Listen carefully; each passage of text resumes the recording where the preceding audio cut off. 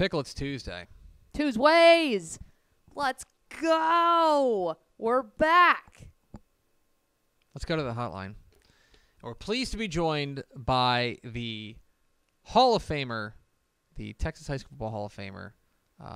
You can now hear him on a radio station that he'll tell you all about here in a moment. And Emmy Award-winning broadcaster Craig Way. Woohoo. Mr. Way, does the trophy case feel heavier these days?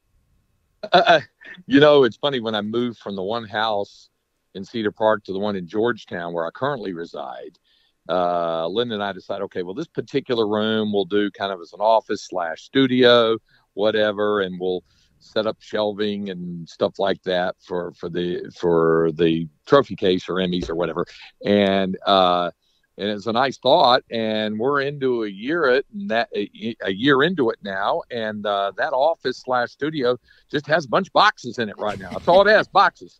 No desk, no studio, nothing. We haven't even gotten to it yet. But it's because of being around the great game of Texas high school football. It's kept me busy, as well as Longhorn games. So, yeah, that's cool. And really, seriously, it's neat, as you know, yourself an Emmy winner, and this is a beautiful thing because 6 of the 7 Emmy Awards that I've been lucky enough to be a part of, we've had mostly the same production crew doing Texas high school football state championship games.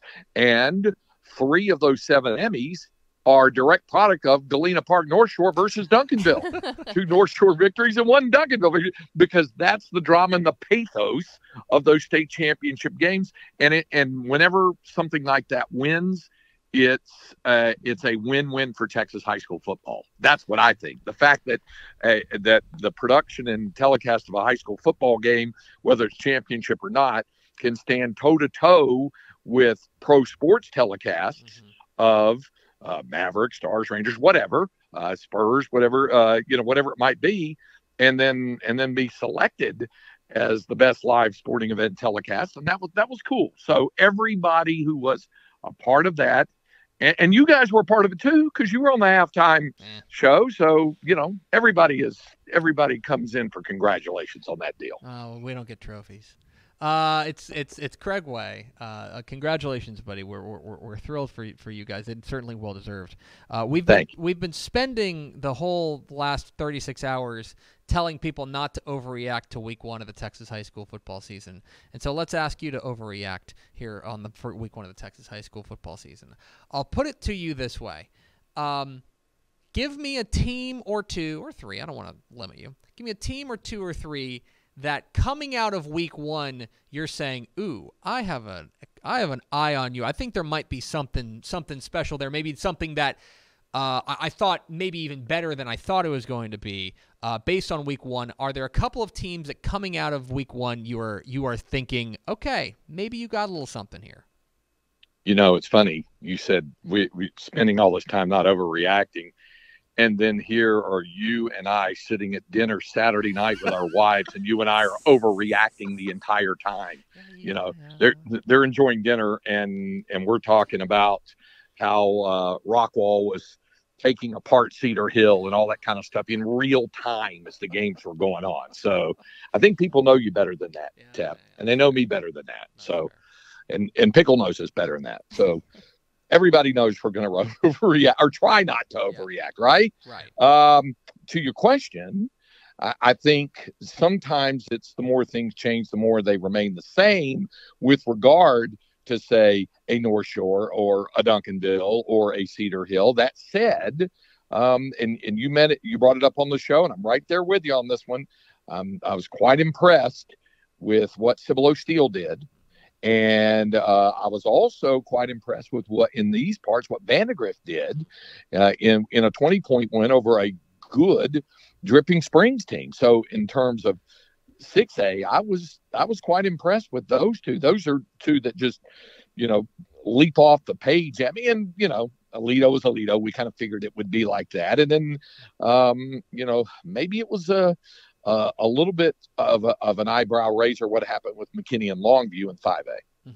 The let's take the flip side of that, and again, putting into the context that this is a self-admitted overreaction, but based on what we saw in Week 1, are there any teams that catch your eye from a concerning point of view that you go, maybe there's trouble in paradise, maybe they're not going to reload, so to speak, as quickly as we thought? Are there any teams that caught your eye in a less than glamorous way? I would think maybe they're just coming up, off the top of my head, maybe Manville, with what they did, and we'll see as they try to get things going again, obviously. And that's one that kind of came to mind, is like, okay, I thought, maybe, I don't know what I was expecting, or if I was expecting more, maybe that was something. Corpus Christi Vets Memorial won theirs, and now they should handle their business. They won by 3 in their opener. That was one that came to mind. But by and large, it's like you say, it's difficult to put it this way. It's difficult to not automatically overreact. When you see Argyle get worked like they did against Melissa, the natural tendency is to kind of, if not overreact, certainly have the eyebrows go up and go, woo, woo. But then again, we remember it's Week 1. Remember with Alito last year, how it started, and lo and behold, what happened at the end. So that's why you and I caution people not to do it, even though you and I are probably as guilty as anybody else of feeling the pangs of overreaction. It's now time to do one of our favorite things, the meanest thing we do to each other each week, which is I'm going to give you a teleporter, and I'm going to allow you use of that teleporter to teleport to any of the 731 Texas high school football games this weekend, but you can only teleport to one. Which one are you going to find your way towards this week? I think it might be Steele and Lake Travis, because I want to see how Lake Travis responds. I mean, what was it? You borrowed my phrase, rock fight, on the air the other night, and talking about that 13-6, and I think I used the term taffy pull in their matchup with Arlington Martin.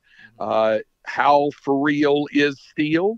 I think we find out a little bit more with regard to that. So that's one, I think, certainly that comes to mind. I'll give you another one. Louisville and Highland Park.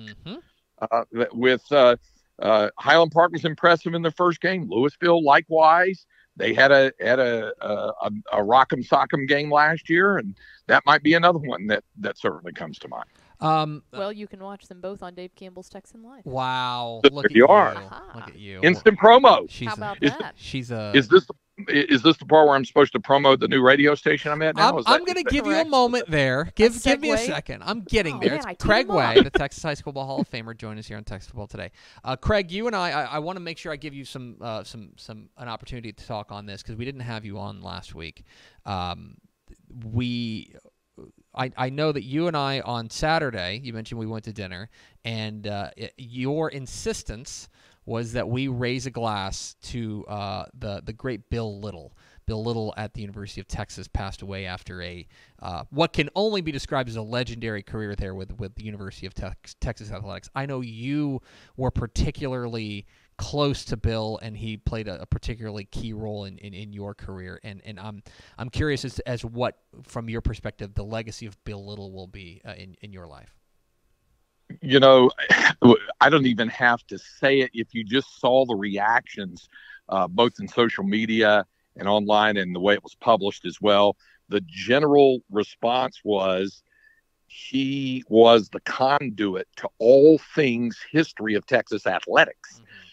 Here was a guy who was the media relations giant for Texas Longhorn football, starting right at the turn at about 1970-71. He followed the legendary Jones Ramsey, and Bill was there with Coach Royal, and then all the coaches after that.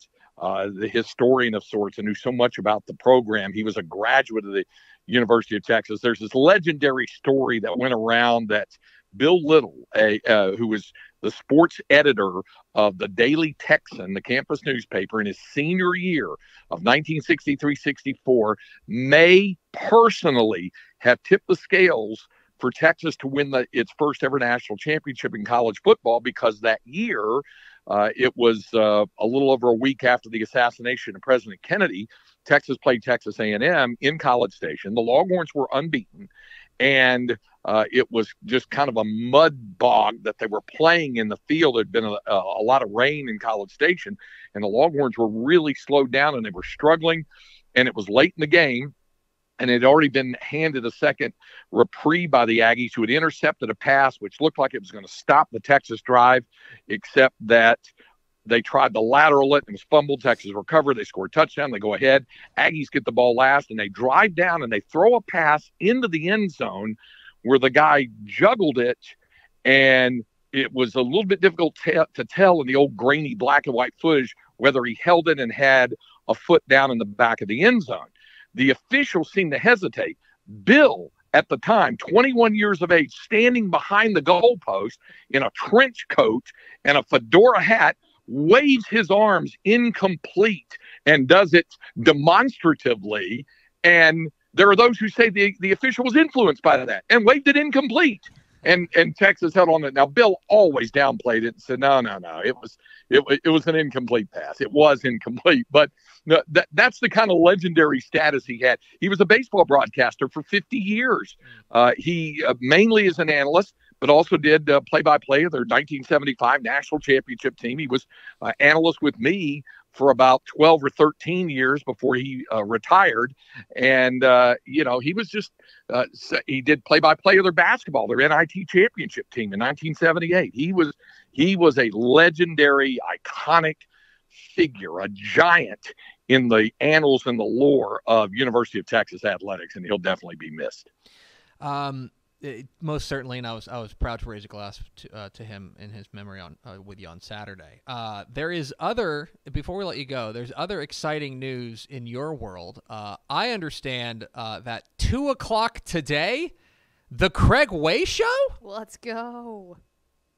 Yeah, we actually started it yesterday. Mm-hmm. So as I mentioned on the air yesterday, I have never dealt with an eponymous labeling of a show that I was on with my name on it. And that was easy to duck and hide behind things if it didn't go well back then on those things. But yeah, the show started yesterday, and I am back on my old station, AM 1300 The Zone, where I was for 19 years and doing the Texas Longhorn games. And of course, it was crosstown at the Horn for 6.5 years. Well, now the broadcasts are back on AM 1300 The Zone and on 98.1 KVET FM. So in conjunction with that, I moved back over and doing a daily show from 2 to 4, of which you will be a weekly guest and contributor. Make sure you listen to the Craig Way Show, 2 to 4 p.m. on AM 1300 The Zone in Austin. He's Craig Way, the Texas High School Football Hall of Famer. Craig, appreciate your time, my friends, and I will talk to you a little later today, and then we will see you on High School Scoreboard Live Friday night on Valley Sports Southwest. We'll do it, Tep, and Pickle, keep chopping away. You and your minions are off to a great start in your new and exciting enterprise. Thanks, Craig. Appreciate it, man. Bye, Craig. See ya. There he goes. Craig Way, the Texas High School Hall of Famer, joins us every Tuesday here on Texas Football Today. Exciting news in his world. An Emmy winner now. I mean, he's been an Emmy winner. Another Emmy winner. A new the Craig Way Show? The Craig Way Show, correct. Is correct. That is officially labeled as a correct. Do we need T-shirts? Yes. We need T-shirts. We're going to get some T-shirts. Please. Now, I'm holding you to this. Ooh, a hoodie. Every week hoodie. Okay, every single week that I don't have a Craig Way shirt, I'm replaying this for you. Okay, we need to get Craig Way I just wanted to say TUESWAYS on it, please. AM 1300 The Zone. We need Craig Way Show shirts, please.